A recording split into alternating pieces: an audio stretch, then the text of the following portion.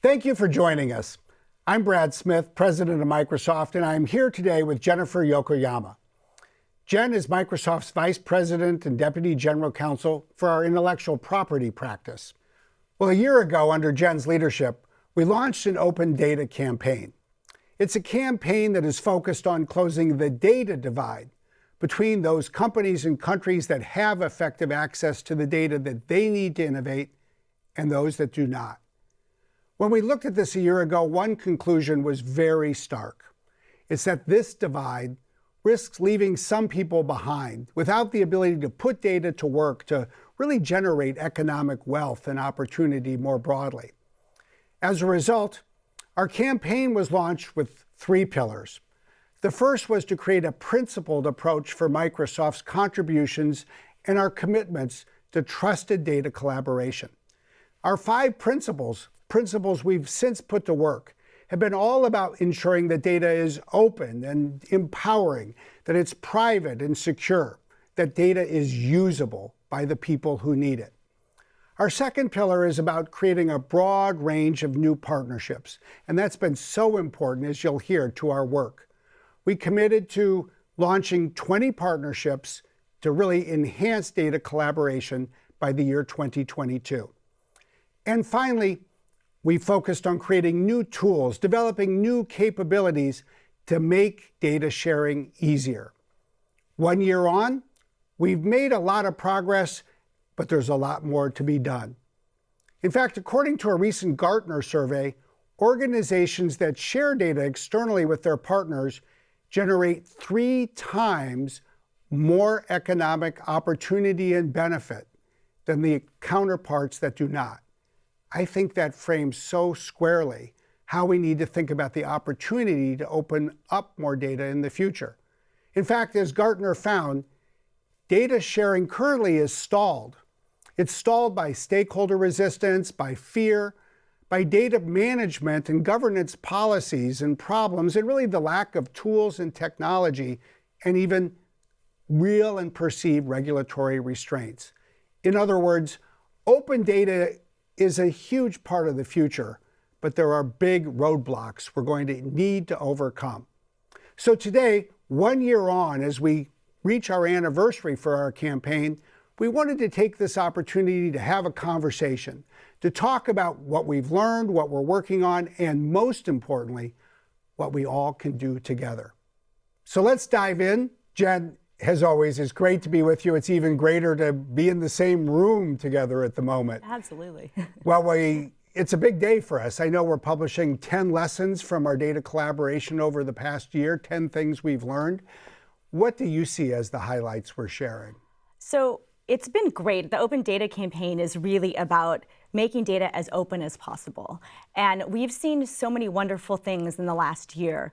But what's really exciting to me is what we've learned. So the first one is don't let open stand in the way of more open. Now, what does that mean? Yeah, so that means you can have open data that you want to make publicly accessible, like we did with our broadband usage data or our Bing Maps aerial data. And that's fantastic, and that is absolutely going to help value and research in all the ways that we want it to. But there are times where data won't be able to be publicly accessible because of privacy regulations or competitive reasons. Mm-hmm. And you can still get value out of that data through trusted sharing scenarios. And so you don't want open to stop you from making things more open just because they can't be completely publicly open. That is a real insight. And I know from your work, you keep finding this again and again. This is, I guess, like many things, all progress is incremental. It's true for open data as well. Absolutely. So another lesson we learned was that open data doesn't require new data. And a really good example of that was Microsoft contributed its corporate environmental indicator data to the OS Climate Initiative, which was led by the Linux Foundation. And what that did was it took this type of environmental data from corporations, put it on an open source platform, where investors can use it to look at corporate-based climate risk and opportunities when they're looking in what they want to invest in. And so this wasn't data that Microsoft had not already opened. This was already data that Microsoft had opened to the public.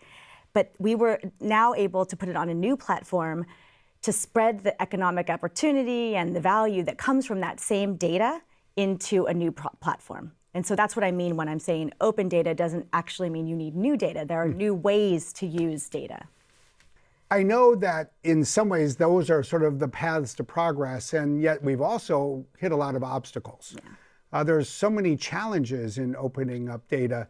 And one of the things I really like about the work that you've been leading for the past year is a real focus on challenges like governance mechanisms, legal agreements, other things that slow data collaboration. And yet you've also, what I really like most of all, you've been finding solutions.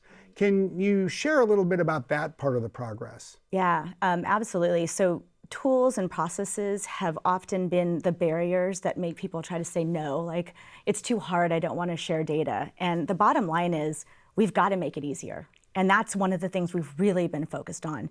And one of the projects we've been working on is in connection with the GovLab out of NYU.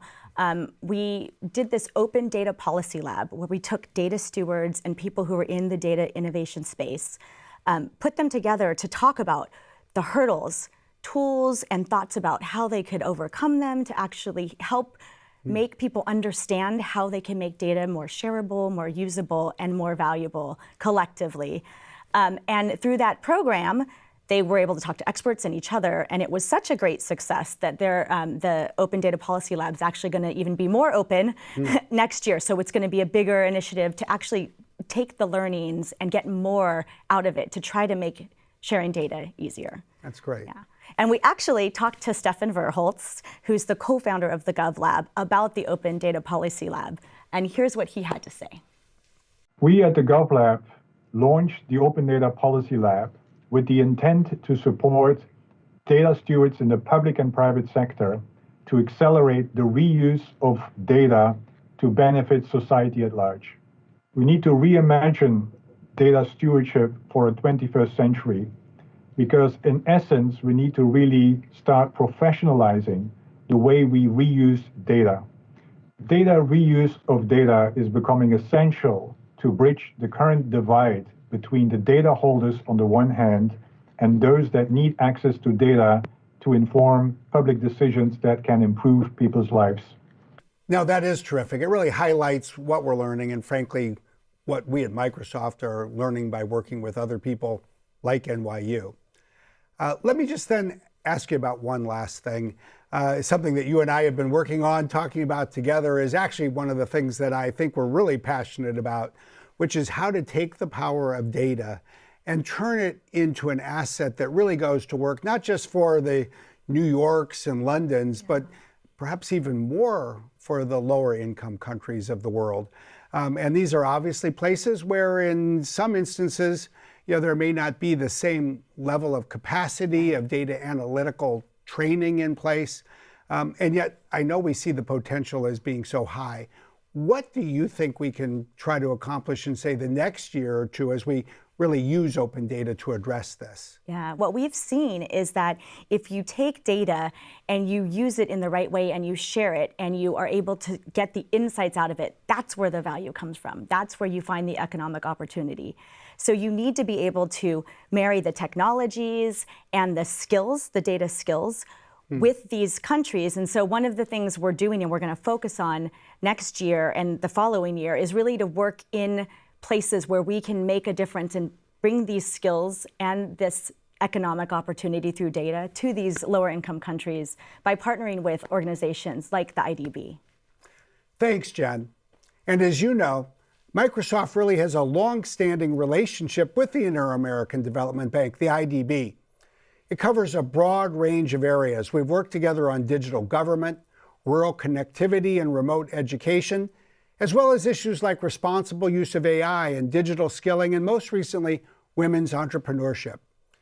In 2020, we expanded our partnership in the area of transparency through Microsoft's new Anti-Corruption Technology and Solutions, or ACTS initiative.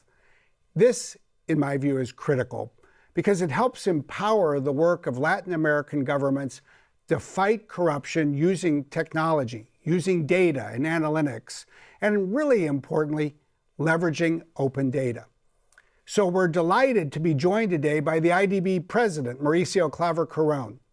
Mauricio has provided remarks, he's sharing them with all of us, really describing how the IDB is helping governments enhance transparency and identify corruption risks using the power of open data.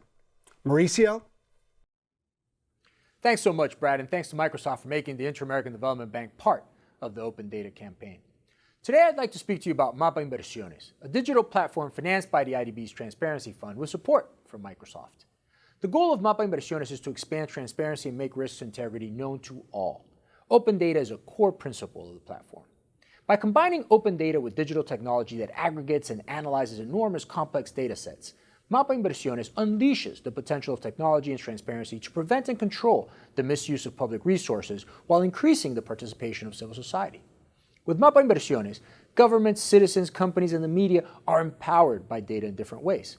Citizens, for example, use the platform's user-friendly interface to control and monitor in real time where and how public resources are being spent.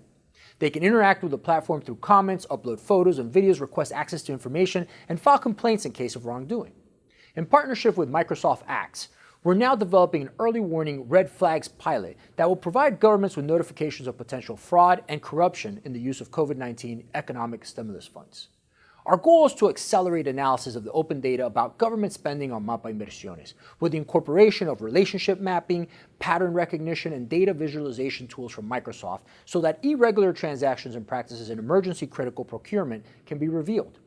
We're working on the next version of Mapa Inversiones to cast a light into the shadows where corruption risks live, and even to help prevent corruption before it even happens. We're driven in this effort by the demand of our member countries. The crisis that has hit the world, including Latin America and the Caribbean, has created the momentum for long overdue reforms.